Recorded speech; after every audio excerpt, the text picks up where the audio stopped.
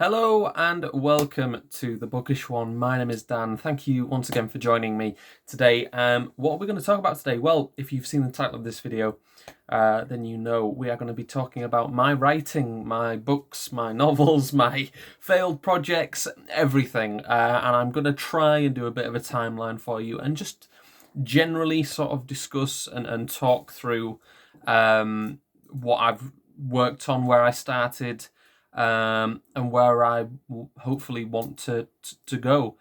So, without further ado, the first time I became interested in writing, I was 13, 14 years old. I was in secondary school, on the cusp of my GCSE studies.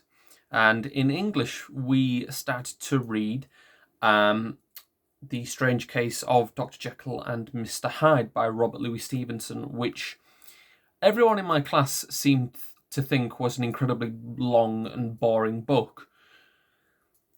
But there was something about it that really captured me. Up until that point, I'd read the typical sort of kids' books around at the time. When I was younger, I was really into sort of horrible histories, Horrid Henry. I used to get every year from my grandmother's sister. I would get one of the Harry Potter novels, and I used to look at how big these books were, and I'd pile them up and not read them, and I completely missed the Harry Potter train until much later. But I did read, and I read so many different types of things. I mean, I read Anthony Horowitz. I used to read Roald Dahl a lot. I love Roald Dahl.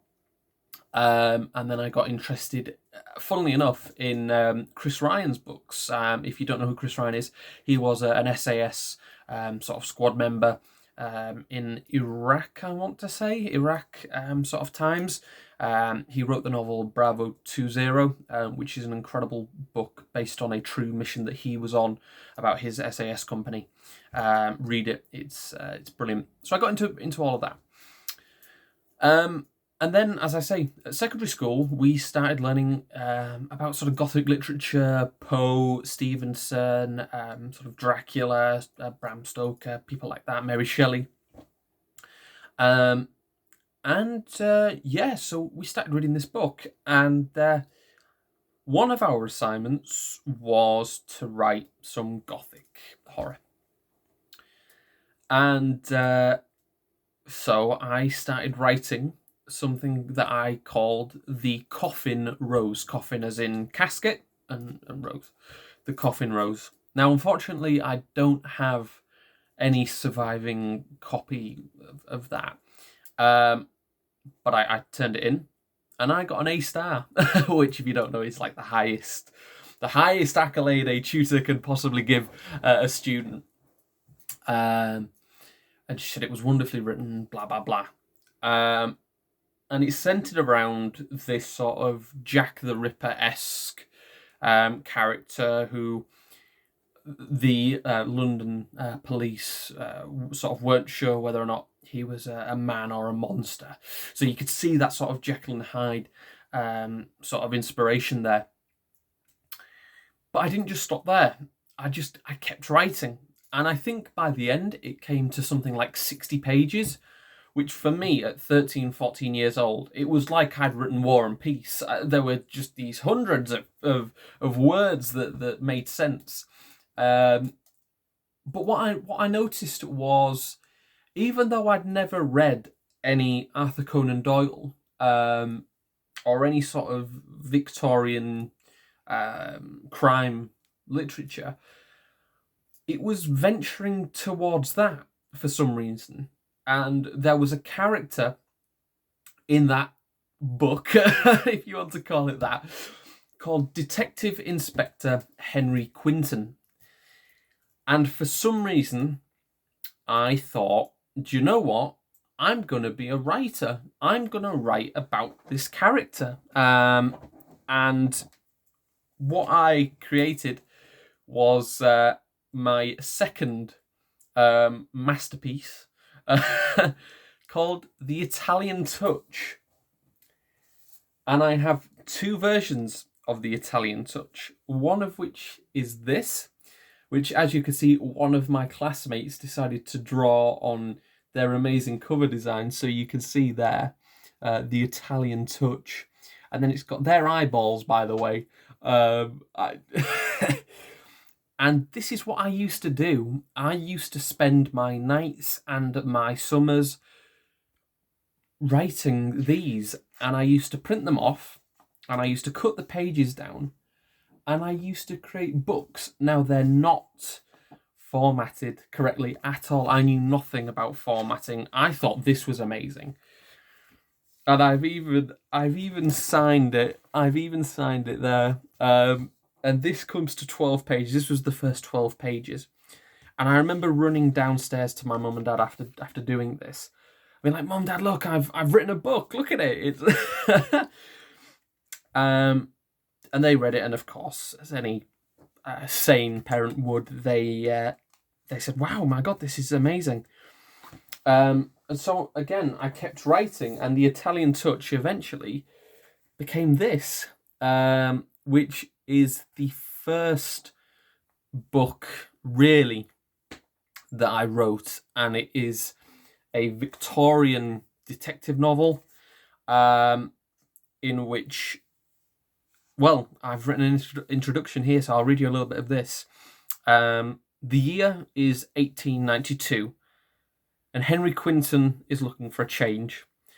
He's offered a job in London, which he takes, he accepts it, and he soon becomes drawn into the vicious affairs, bust-ups, and murder in Victorian London. This version of The Italian Touch is 65 pages by Dan Shipley, aged 14. And this was the beginning, really, for me. It took me maybe a week to write these, and they never got edited. They never got sort of looked through. They were just off the cuff. I didn't really have a plot. I didn't know where I was going. But by this point, it was like lightning in a bottle for me. And Henry Quinton was my guy. He was my Sherlock. I started reading a lot of crime novels at the time, the Inspector Morse novels by Colin Dexter. My grandmother got me the entire Sherlock Holmes collection by Sir Arthur Conan Doyle. And really that sort of lit a fire under me, and we got this. That was then followed by the second novel in this great this great sort of lineage of books, by Graveyard Troubles, which again I created. I remember my mum taking me to the craft stores and getting all of this sort of black stuff for me, and being able to create these. But this is Graveyard Troubles, and this is the second book in this sort of collection of stories with Henry Quinton. And this one is 67 pages, so I'm making progress. And again, I used to let my friends read these, and everyone sort of said, well, you're going to be a writer, and yeah. So that took me to when I was about 16 or 17. And I was on a holiday in Cyprus, where we used to go every year for my birthday. And I was still writing, and I wrote a book with Quinton, and I sent it off to a publisher. And I was, like I say, 16, 17 years old, maybe 15, 16. And this is Symphony of the Dead. This is the first book that I ever got. Well, it didn't get published. Here's the thing. So I received the acceptance email from the publisher. It was a really small publisher. It doesn't exist anymore. And I don't really want to talk about that. That's for another video, I think. But if you want to know more about that, please do let me know in the comments below. But Symphony of the Dead, this was massive for me. And as you can see, this is a copy of the book that I received from the publisher. And again, this is another Quentin book. And this is I believe this was the fourth book in the sort of series, and it was the first one that I got accepted to. And this book came to 108 pages long. Okay, at this point, I wanted to be a writer. 100%. I knew that I wanted to be a writer, and I knew that I wanted to write crime novels. So that Christmas, things came along, and I started reading Agatha Christie. I got some Agatha Christie books, and I just fell in love with them. At that time, I was going to college as well. I started going to college, and I was very proud of myself because I had my publishing deal. I was on BBC Radio York, and things like that. I had interviews at college. I was on like the college magazines, things like that. Again, I've got no evidence of this, unfortunately. But I believe there is an article still on York College's website. You can Google it. If you Google the book title, which I'll talk about in a moment because I've got something else to show you, then you'll be able to find it. But just quickly, about a year ago, I managed to find all of the surviving Word documents for Henry Quinton. And so I put them together in the Quinton Casebooks. This is available on Amazon. Just type in the Quinton Casebooks. I wouldn't recommend reading this because these are short stories, essentially, written by someone who was a sort of 14-year-old kid. I just put them together because I wanted them sort of all together. So in this, we've got The Italian Touch, we've got Graveyard Troubles, we've got, let me have a quick look here. But this is it. This is immense. I mean, let's have a look. So we've got Book 2, Graveyard Troubles there. Let's have a look. Book 3, which doesn't have a title. I can't remember the title of Book 3 at all, unfortunately. But I remember Book 3 being a good turning point for me. Like I say, unfortunately, I've just got no title of it at all. And that was the longest one by that point. I'm trying to find the titles for these books. Bear with me. On this one, we've got Book 4, which is Symphony of the Dead, and I believe that so that's it, I think. But yeah, I put these up just because I wanted to have them all together, so I can show my kids and embarrass myself at some point. But during that time, whilst I was at college, as I say, I started reading Agatha Christie. I started getting really interested in things like that, and so I started writing a book. And I thought, I'm going to write a proper book, because those at that point I knew weren't anywhere near as good as what I wanted them to be. So I wrote a book called The Glorified Sinner, set in 1930s Yorkshire, around a brand new character called Detective Alf Greenway, who is a retired detective. He goes to a small village to live near his friend and colleague. And a woman is murdered in that village. And it's all about that. So it's very, very Agatha Christie. And I sent that to my publisher. And this was the first book that I actually got published that was out there. And here is the first ever copy of The Glorified Sinner. And as you can see, it's a proper book. And it was thick for me. It was this came to 210 pages, and I'm just gonna open to a random page. So there you are. Now, at the time, I didn't realise that the publisher hadn't really corrected this manuscript. I was just sort of blown up in the wild sort of excitement of it all. But this book really, for me, was a massive turning point. The Alf Greenway's Mysteries, Book 1, The Glorified Sinner. And as you can see, I'm just going to try and cover up that. It had an ISBN on it and everything. And it was published. I had a contract for 3 books. Like I say, I'm not going to get into what happened there, but this was available, and it's still available on Amazon now. And here is my version that I got the rights back and everything, and it's still available on Amazon now. Kindle book and paperback, obviously. My copy is laid out slightly differently, so the font's a lot smaller.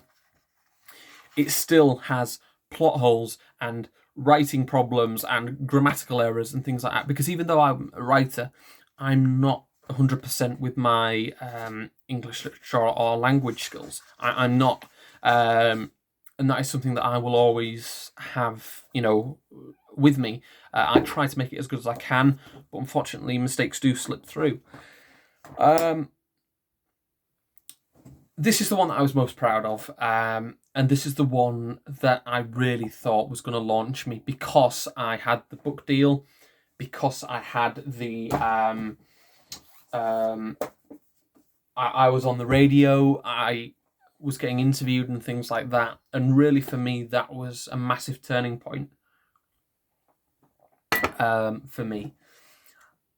I then went to university. And life changed. I didn't move out of my city. I still stayed in Yorkshire.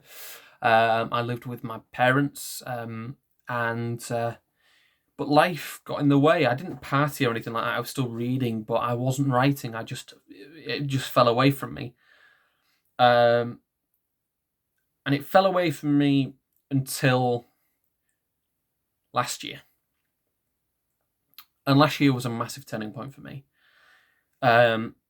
We were down in Norwich with my girlfriend's family. I got back into reading thanks to my girlfriend. And I was bored. And I'd started listening to a lot of fantasy review channels such as Philip Chase, Mike's Book Reviews, Daniel Green, and a whole host of others. I was also listening to George R. R. Martin interviews, Robin Hobb interviews. I was interested in Robert Jordan. I was buying a lot of fantasy books. And so I set about writing a fantasy novel, which I've never done before. And I started doing the world building. And this was in May 2020. Sorry, my voice is getting a little bit hoarse. So I've got my coffee. And yesterday, I received the first proof copy of the first draft of this book. This proof copy, there's a lot to change. The cover will change because there's been some printing issues. The plot, I think, needs work. So does the writing. I printed this out. I had this printed by Amazon because I'm incredibly proud of it, and because I want to be able to read it as a book and edit it as I go along, and then do a second and maybe third draft and hopefully publish it next year. But it came, and this is truly my biggest achievement. And it's thanks to every reviewer that I've watched, to every book that I've read, to my girlfriend, and to my family for pushing me on. I've used a pseudonym. I'll be honest with you, looking back, I don't really know why, but it just seemed like it fitted a bit more, and I wanted to sort of have my own name with the crime stuff, which I might revisit at some point, and then have this pseudonym for the fantasy book. But without further ado, here is The Fires of Saran. Yeah, I mean, look at that. It's 402 pages. It's a thick boy, and it's here. The map. Look, I am no Tolkien. I cannot draw maps. It is what it is. But that's a map that I created using an online map creator. I've done my best in terms of formatting the book as best as I can. So you should be able to see that looks a little bit better than the previous novels. But yeah, this is 401 pages. Sorry. It's size 12 text. And this is an accumulation, if I just move these, of all of these notes and countless more notes that I've got on my laptop and on my phone, from world building to, lineages, family trees. I'm currently working on a couple of other projects set in this world before I go back to writing the second draft of this, because what I've heard through YouTube and through various interviews and things like that is that you print out the book, you sit it down for maybe a month, and then you go back to it, because if you don't do that, if you go straight into it, you will miss potential mistakes or plot holes, because in your mind they still make sense because you've only just written them, if that makes sense. But yeah, as you can see, if I just hold this up again, the printing, for example, the T is slightly missing, and there is also meant to be another bit of text down there which says book 1 in the Black Arches trilogy, which this is. This is book 1 in a planned trilogy set in my world of the continents. The book is essentially about a kingdom which is at peace.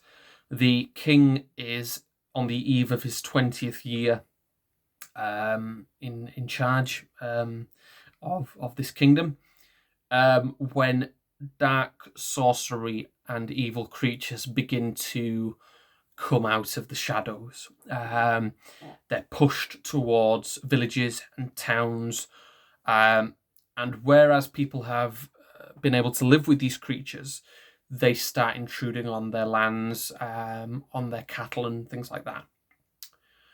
So the king instructs a group of highly trained assassins and warriors called the Black Archers to deal with these creatures, which they do.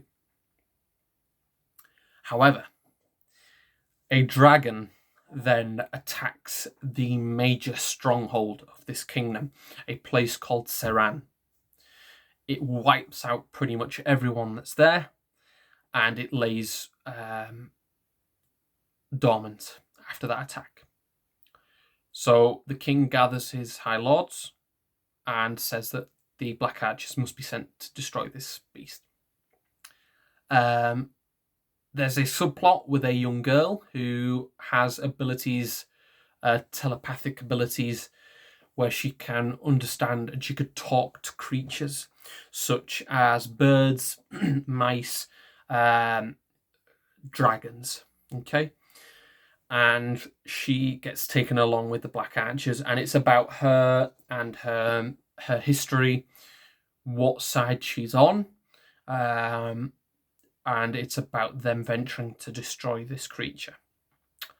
That's a really bad synopsis of this book, because there's so much going on here, and I hope I have not put you off. But like I say, I'm still working on it. But I'm incredibly proud of it, and this is pretty much a year's work so far, and I'm still only it's still baby steps, really. But there's so much that I've written about this world. Trust me, the lineages of the Elder Folk, the lineages of the current occupying force, which is where this novel is set. We've got the further west, the further east, the dragons, the myths, the legends. There's so much. I've gone to an almost Tolkienian, if that's a word, level here. I've not created languages because I'm not that clever. But there's so much here that I've delved into, and I've loved every second of it. And I know for a fact that there's so much work still to do. And like I say, this book here that I've got in front of me will not be the published work. It's got so much to be worked on, but it's a foundation. And I would say to anyone who's writing or thinking about writing, do it. Get your first draft down. There's chapters in this that I've looked back on and gone, where was I going? Why have I introduced this character? I've made this overly complicated. This doesn't make sense with what he said before. Chill out. Just get the ideas down. The good, the bad, the ugly, get them down. Then read through them. Sift through them. You know, imagine it like you're on the beach and you're trying to find the diamond in the sand, and you've got your sieve and you're shaking the sand away, and there's rocks, and you know there's the diamond in there, you know there's that chunk of gold, whatever, it's in there, and you've just got to shake it. That's what your drafts are. This at the moment, I've just picked up the sieve and it's full of sand and there's bits of rock everywhere, but in there I hope there's something worth digging through that sand for, sifting through that sand. And next year, hopefully, it will be published. And I look forward to sharing some of the steps with you. But yeah, this has been a long time coming, and the Fires of Saran will be something that I look back on with immense pride. But anyway, guys, thank you so much for listening to my rambles all about all of this, which is the history of my writing since I was 14 years old to being nearly 24 this year, so 10 years. And it's not going to stop, and I'm dedicated to getting at least the Fires of Saran properly published. That was my chair, by the way. Properly published and getting it out for all of you. Thank you so much, guys, for listening to my rambles. I really appreciate it. Like, comment, and subscribe if you haven't done so already. If you're working on something, please tell me about it in the comments below. And I look forward to hearing from you all, and I will see you all again very soon. Bye-bye.